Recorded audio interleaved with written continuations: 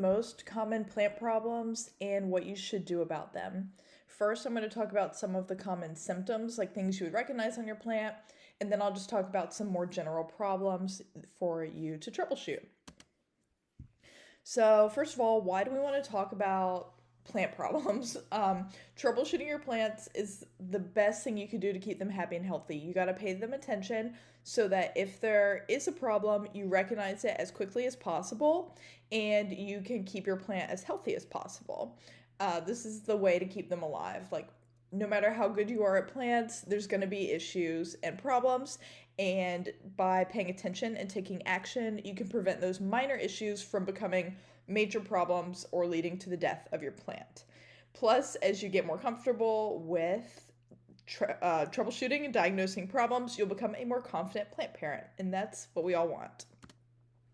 All right, so one of the most common plant issues is yellow leaves. Yellow leaves in of themselves are not necessarily a bad thing. Sometimes leaves just get old and get to the end of their lifespan and die off. But what you want to pay attention to is if you suddenly get a lot of yellow leaves all at once, that is definitely a sign that something's gone wrong. Almost always it is a watering issue, and yellowing leaves tend to mean overwatered. They can mean underwatered, but they tend to mean overwatered. So the best way to tell this, if you start getting yellow leaves, is to check out your soil. Does it feel dry and compact? That means that your plant is dry and underwatered. You'll also notice that the leaves will look kind of like withered and limp and sad. That's an underwatered plant. However, if the soil feels very wet, you might have to even stick your finger in pretty deep into the soil that it feels dry on top, but when you get down to the bottom, if it's not draining well, then you could have pooling water and it could be very soggy down there, which the water covers the roots. They're unable to get oxygen and the plant suffocates. And that is one of the top reasons you'll see yellow leaves. So the best thing to do here is identify the issue and adjust your watering practices. If the soil is very soggy, a lot of the times I will just go ahead and repot the plant in fresh soil and just make sure your pot gets those drainage holes it needs. If you don't think you have a watering issue, then it could be a nutrient deficiency. This is harder to pinpoint, but if you haven't fertilized your plant in a long time, then the yellow leaves could be because it needs some extra nutrients, so you could give it a little boost of fertilizer. If you have recently fertilized it, it could be the opposite, that the fertilizer kind of burned the plant a little bit. Just observe it carefully. One time I got these fertilizer pellets, and they gave a couple of my plants a ton of yellow leaves, and I ended up repotting the plant, rinsing the roots off completely to get all of the fertilizer. It was like not a liquid fertilizer, it was like a physical fertilizer, and then potted it in new soil, and I was able to save the plants, but it was a little dicey there for a minute. So another thing you might see is brown leaves or tips or edges of your leaves. This is brown and crispy is what we're specifically talking about.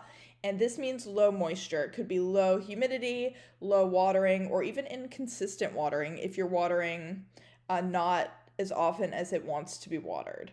So what you can do here is first check the soil. If it feels very dry and compact, if the plant seems withered, then give it a really good soak. Water it super well. Break up the soil, aerate the soil with a stick or a fork. Make sure it gets nice and loose so that the water can penetrate in there very nicely, and give it a really good soak. Make sure that there's drainage so that you're not going to have it pooling in water, but just completely water the whole thing. And then set up a watering schedule and stick to it moving forward so you don't have this problem again. If you think your watering is okay, it could be a humidity issue. Some plants really like high humidity, especially tropical plants. And if you have an HVAC system in your house, it could be drying out the air. So think about ways you can increase humidity. I have a whole section of this class on humidity, but implement something to increase the humidity and see if that helps. When it comes to these brown spots, you can cut them off with a pair of scissors if you prefer. That's just an aesthetic thing. Usually if half the leaf is brown or more than half, 50%, I will just remove the whole leaf, but that's totally aesthetic. A wilted plant. Here's a really nice image of a sad wilted plant, and I actually made a little video of you guys so you could see what I did for this plant. But this is almost always caused by underwatering or overwatering. So, an overwatering can lead to root rot, which will have a very similar look. So, once again, I'm repeating myself, but check your soil. Is it dry or is it wet? This plant was underwatered. It hangs up high, as you can see, and I just don't water it as often as I should. Shame on me. So, water deeply, water more often. Make sure you have good drainage and you're just watering until water comes out the bottom. If you think it's well watered, if the soil feels wet or if it's been overwatered recently or sat in water, I encourage you to pull the plant out and check on the roots. Healthy roots are white and firm.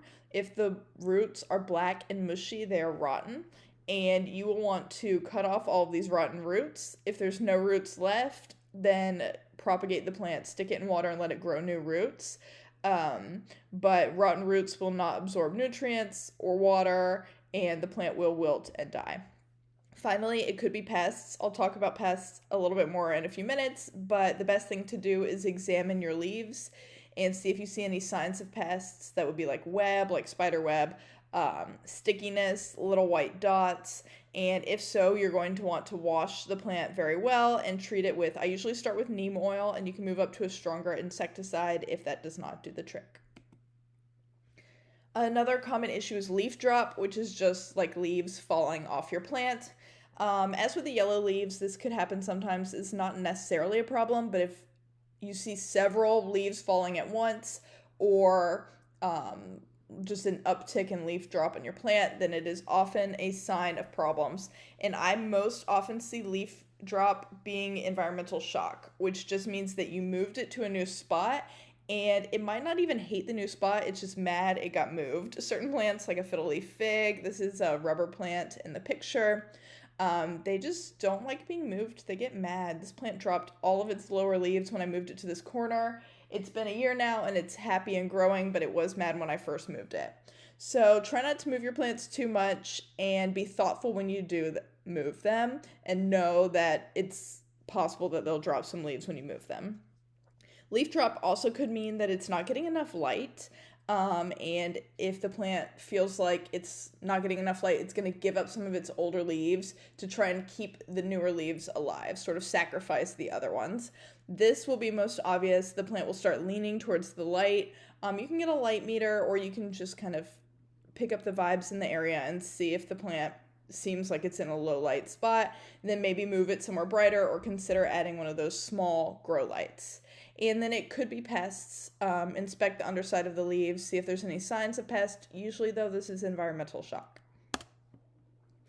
The next big issue that people will have is less of an issue. I couldn't really photograph this one, but it is just like a vibe again. It's just slow growth, lack of growth. This is one of three things: either a nutrient deficiency, which means it needs to be fertilized, improper potting, which usually means that it is root bound and needs to be moved to a bigger pot, or light issues, primarily low light. So nutrient deficiency is easy. It's hard to diagnose, but it is easy to test out. If you haven't fertilized your plant in a while, fertilize it. You should try and apply fertilizer once a month, ideally, to your indoor houseplants in the spring, summer, and early fall whenever it's warm.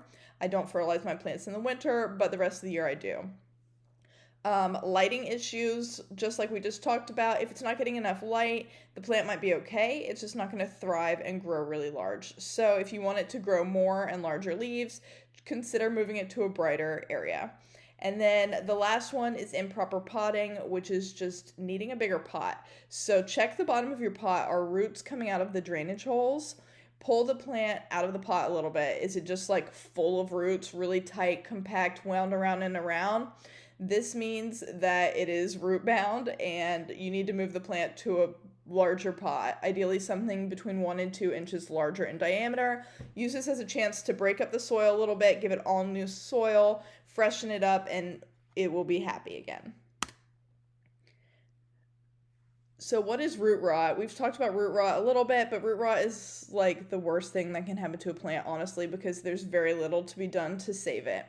You can see this philodendron here. I actually bought this at a grocery store a few years ago. It was so pretty, a beautiful hanging planter. I was so excited about it, and I brought it home, and obviously the produce people had been watering it in the grocery store. I didn't realize till I got it home that it was just like sitting in soup. The soil was so wet. I'm not even exaggerating. It was a puddle in there. And of course, the plant looked great. And within 48 hours, it had dropped almost all of its leaves. And I pulled it out of the pot and got off all that wet soil, and the roots were just mush. The roots should be white and firm, and they were just black, dark brown, mushy. If a plant has root rot, you will smell it. It smells foul and rotten, like rotten eggs. That is what the roots will smell like because they're literally rotting from sitting in water. So what can you do? Obviously, immediately repot it in new, dry soil and kind of start fresh in that way. You want to take scissors and cut off any rotten roots. They're not going to come back to life, so go ahead and remove those so they stop stinking up your soil, and plant it in new, fresh soil. Make sure your pot has drainage holes so that water cannot pool in there. And if there are no roots left, then you're going to have to turn your plant into cuttings. So break it up into chunks and place it in jars of water and let it grow new roots. Hopefully, if you can save the plant, it will set you back a little bit, but if all the pieces root, then you will have another full plant in just a couple of months' time. Pest infestations. So how do you know if you have bugs on your plants? A lot of times pests, this could be aphids, spider mites, mealybugs, will leave behind signs. You can see here, this is a calothea that got an infestation on it, and it was very sticky on the underside of the leaves, little white dots, and sticky like a sap that these insects secrete when they eat your plants. It's gross. What you can do, another sign is like spider web kind of material, webbing from any kind of insect, not necessarily spiders, or little white dots, especially on the underside of the leaves, is either the bugs or just debris they left behind. So you can actually use a little soap on a soft, damp cloth and wipe all your leaves down and clean them really well. And then I like to spray with neem oil. It is a natural treatment, and it will get rid of most pests. If that does not work, you can use a clinical insecticide, but I like to use it as a last resort because I try not to use too many chemicals on plants in my house because I do have pets and small kids. The number one thing when you have a pest infestation or even a suspected pest infestation is to separate the infested plant from any other plants. Go ahead and check all of your plants, and anything that's infested, separate it, because dealing with it on one plant is bad enough, but if it gets on all your plants, it can be a real nightmare. All right, so let's just talk about a few of the big plant problems again, and the symptoms and solutions. So improper light is a huge one. Your plant might not be getting enough light, might be getting too much light, I apologize. If it has sunburned leaves, this is often like white spots on the leaves. The leaves are turning brown or crispy. The leaves are faded, washed out, and the leaves can get really crispy and rigid. Also, just use your common sense. If it seems like it's getting direct sunlight, most houseplants cannot handle that. Symptoms of too little light are a little less obvious, but leggy growth, that means a long stem without any leaves on it, especially in a plant that usually is very lush. Small leaves, if the new growth is staying small and not growing larger, that's usually a sign that it's not getting enough light. If it is a variegated plant, they will a lot of times revert to green and lose their pretty colors or variegation if they're not getting enough light. And then the leaves may look droopy, turn yellow, and fall off. So you need to assess your current light levels and move your plants closer or further from the light sources as needed. To add more light, you can add a grow light. I get the little ones that stick in your pots, inexpensive and super convenient. Rotate your plants regularly if they are leaning towards the light, then give them a quarter turn every time you water. And if they're getting too much light through a window, you can add a sheer curtain to diffuse that light. Humidity issues are another big one just because people run HVAC systems inside their house, so plants can get dried out a bit. This is your brown tips, your brown edges, curling or brittle leaves, slow growth, and actually humidity can help to prevent pests. Certain pests don't like a humid environment, so if you start seeing pests, it could be a sign you need more humidity. On the other hand, if you have too much humidity, and this happens sometimes if you're running a humidifier and it's just too much humidity, you can get mold or mildew on the surface of the soil, like that white fuzz.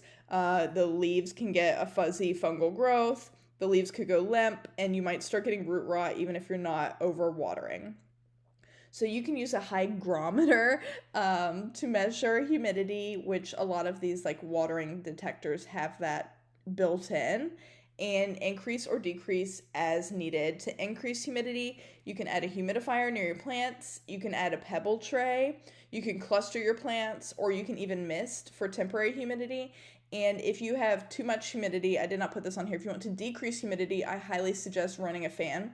You can get a small fan that's meant for like a stroller or like you would take to Disney World all around your neck and run that on your plants a little bit to help dry them out. Soil problems are another big troubleshooting issue for houseplants. Compacted soil means the soil is hard, dry, and all like really firm together, and water has a hard time penetrating in there, and the roots won't grow great. And so a plant, even if you're watering it plenty, if this soil is compact, it can actually like dry out because the water is not getting in there. So for that, I really recommend aerating the soil. You can use a stick or a fork to do so, break it up a little bit, or just repot the plant with some fresh soil if you have it on hand. Poor drainage is another issue, and this will lead to waterlogged, soggy soil. If you start getting a stinky, rotten smell, that means it's anaerobic. That means oxygen cannot get into the roots, and it leads to root rot. The key to this is to have drainage holes in your pot, have multiple drainage holes in your pot, and make sure that it is well draining. If you use a drip tray under your pots so that the water doesn't drain out onto your surface, just make sure water isn't pooling in there either, that you dump it out after you water if it's needed. Environmental stress is another big problem that plants can have. In general, certain plants don't like being moved around. They don't like temperature fluctuations, and they don't like drafts, and they don't like being moved. So keep your plants away from drafts, away from air vents, open doors, windows, heat sources in the winter. Try and just maintain consistent temperature that is appropriate for the plant and nothing extreme blowing right on it. And that's it. Those are my top troubleshooting tips, and I will show you a few examples